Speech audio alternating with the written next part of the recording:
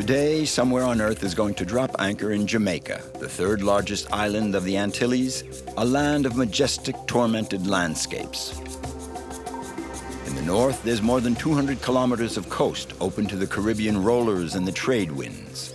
The Jamaican mountains harbor an unspoiled world steeped in the strains of reggae music. Adam is a real powerhouse. He draws his energy from the most remote corners of the island. A veteran caver and tireless hiker, Adam likes nothing more than exploring the surprising treasures of his island. Howard, the river Rasta, lives in the Blue Mountains. Fisherman, farmer, and singer, he invites us into his world, a realm of dusky forests and bright mornings. Nakle came to Jamaica about 10 years ago.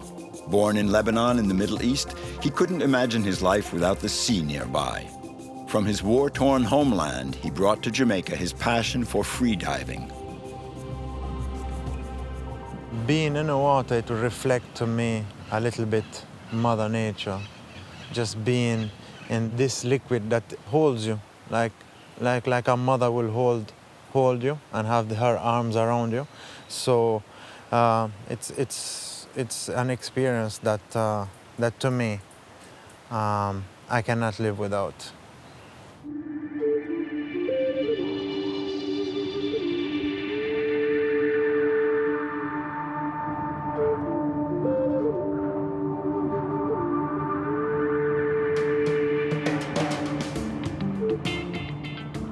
Jamaica is one of the largest islands of the Caribbean.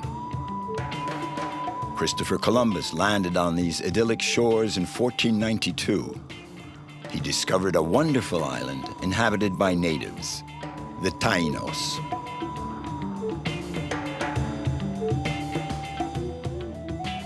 Jamaica, in the middle of the Caribbean Sea, was an ideal port of call for European navigators.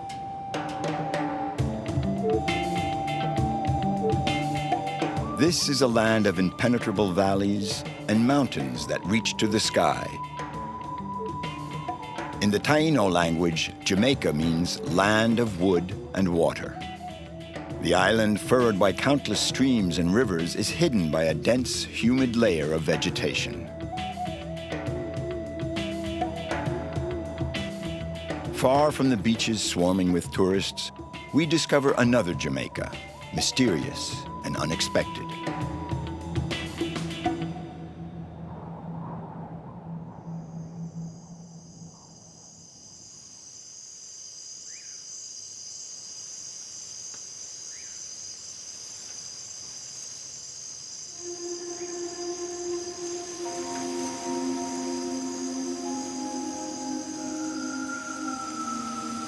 Sometimes man and nature are perfectly in tune. Adam got up in the middle of the night. He has a 5-hour hike ahead of him and is aiming to reach the roof of Jamaica before dawn.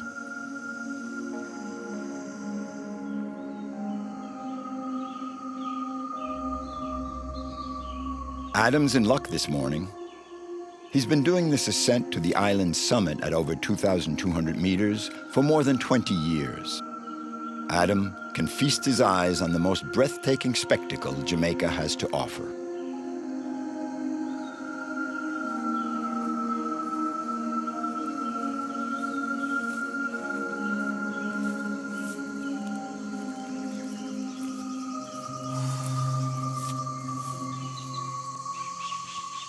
It's magical, especially when you come up at night and you don't see the forest.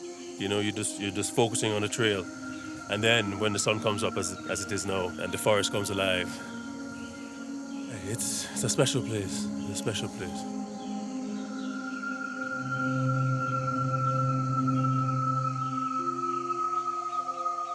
As Jamaica awakens, it's a call to adventure.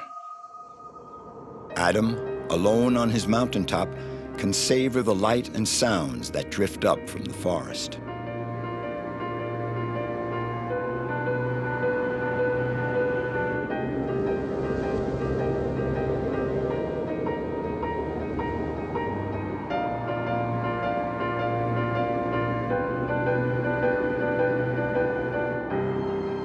up here.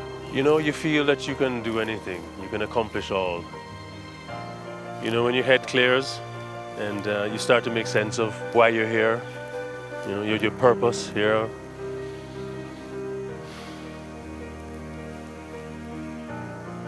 I'm a son of the soil, you know. It gets into your spirit, you know, whether you're up here in the mountains or underground in a cave or at the beach. I mean, the spirituality is, I think, all around. You just need to listen, you know, and you'll pick it up. Yes.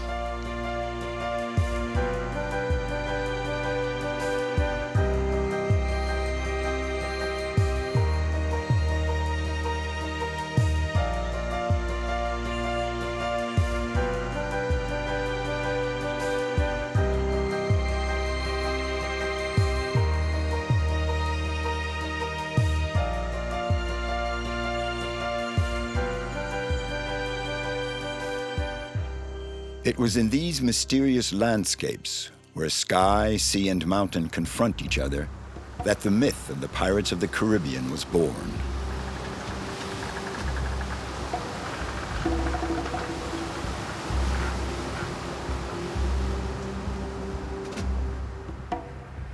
In the 16th century, seafarers from the Old World landed on this tropical paradise that sometimes lapsed into a hell on earth. The coastline and waters off Jamaica are the theater of murderous boardings and bloody battles. Piracy rules the region.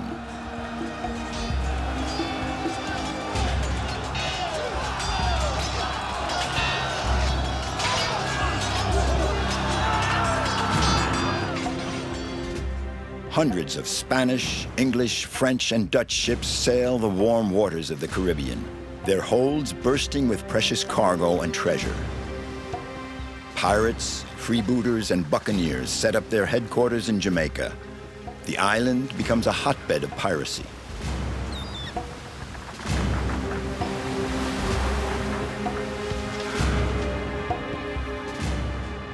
The New World colonies of Spain are nearby, and Jamaica is on the route of the warships and trading ships that sailed these seas.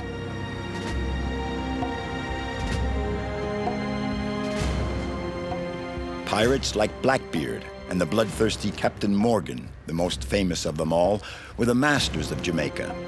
Morgan became a privateer, then was appointed governor.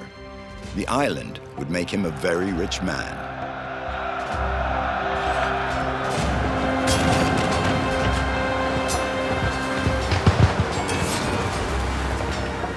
Jamaica, in the heart of the Caribbean, was an ideal base, a pirate's lair operating under the skull and crossbones.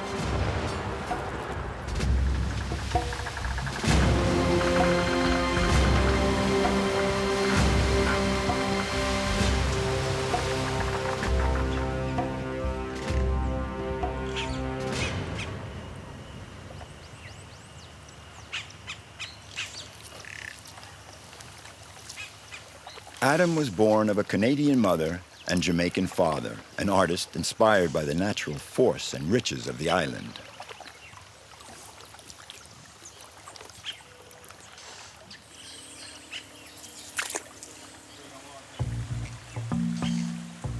Adam has strong memories of his childhood where nature played such an important role. This nature that has shaped Jamaican culture into an authentic way of life and thinking.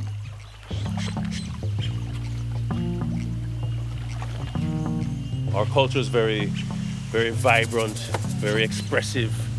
You know, the people like to live as one with nature.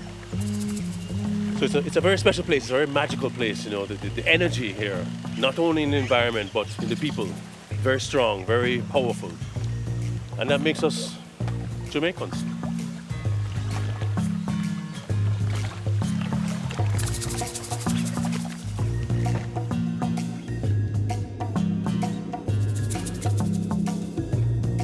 Adam is going to meet up with his friend Wayne in the thick of this dense vegetation.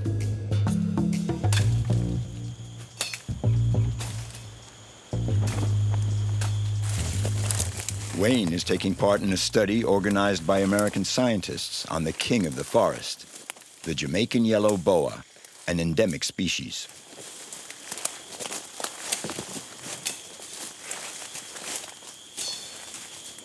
Many times I've dreamt about it at night as a little boy, wanting to explore the forest like the early adventurers. A number of boas were fitted with miniature radio transmitters, and Wayne has to localize them in order to study their movements, their habitat, and their hunting grounds.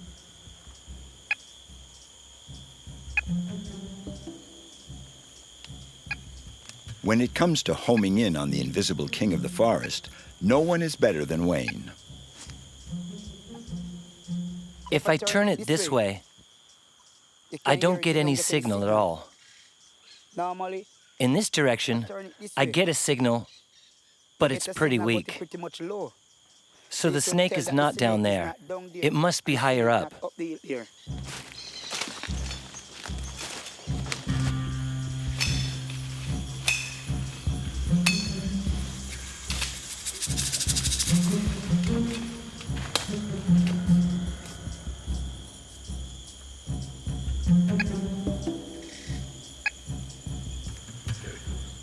It's pretty close.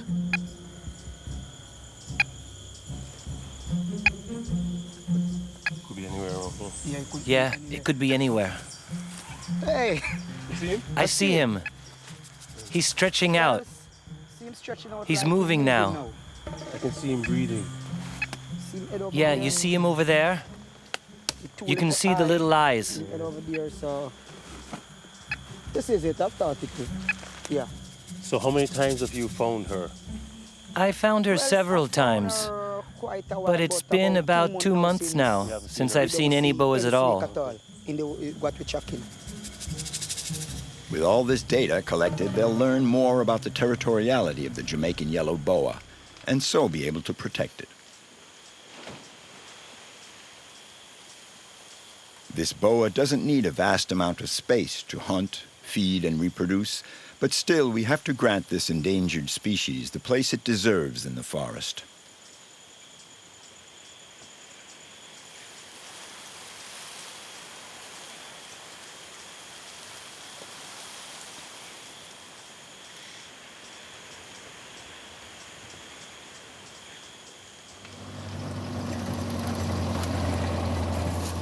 Adam is going to plunge even deeper into the heart of his island, beyond the last roads and villages. Cockpit country is a world apart, secret, nearly inaccessible. There are thousands of caves here, most of them yet to be explored.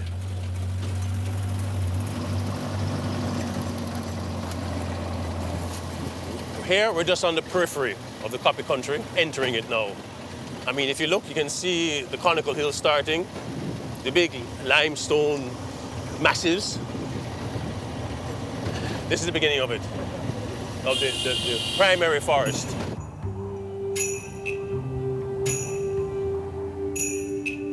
Cockpit country is a wilderness. It looks like a myriad of giant tortoise shells.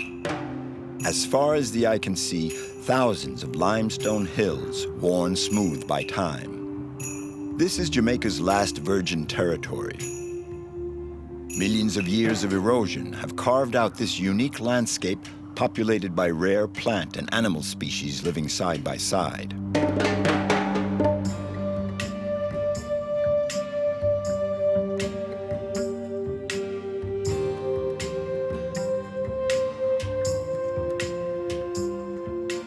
Cockpit country has another name in the form of a Creole saying, "Mino sen you no come," a clear warning that strangers are not welcome.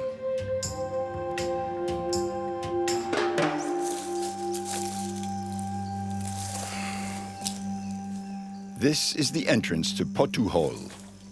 This cave has a special place in Adam's heart.